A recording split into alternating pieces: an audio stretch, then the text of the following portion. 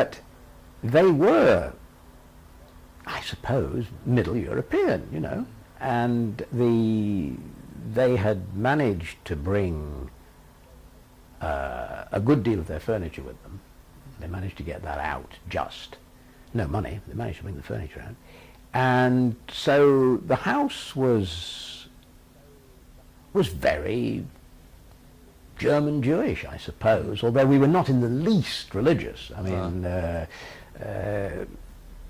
my father, I suppose, would have claimed to be Jewish, but I mean, in religious sense. So, I don't know, ethnically, I suppose, I was aware of being Jewish. You could hardly fail to be aware of being Jewish if you were brought up in a Jewish household during the Second World War, and most of my father and mother's relatives perished.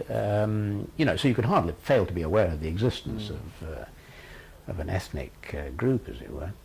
But I wasn't religious. And you know how kids who are brought up everywhere, particularly in middle-class households, they all live two lives. They live one life at school and one life at home, you know, and I think that has some sort of an effect on them. Now, if in my case you live at school the life of, you know, a Nottingham grammar school boy, yeah, and are educated in that sort of way, it was quite a, Nottingham High School was, I was going to say it was quite a formal school. I think that's probably not quite true. But it was a typical British grammar school, well, English grammar school.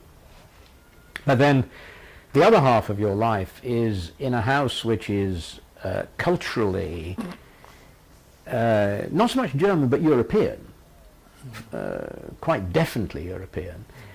Then I suppose some kind of sense of, I don't know, cultural relativism or something must get embedded. I really don't know. I've never thought about it before, ever. I mean, I suppose if you wanted to take it to its logical extreme, I suppose I should have become an anthropologist. But since I didn't even know that anthropology existed, there was no risk of this, for which my anthropological colleagues will be much relieved. Yeah, I mean, we tended to eat a European diet, much more than English one. And I have to say that I've preferred European food ever since.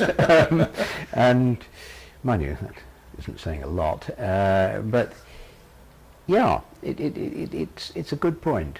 It was culturally very European, and that must have had some effect on the notion that, you know, that you can achieve some kind of distance from a culture and reflect on it. Or more to the point, actually, perhaps really, no, maybe I shouldn't have become an anthropologist. Maybe the thing that it really left me with was a sense that you can reflect on your own.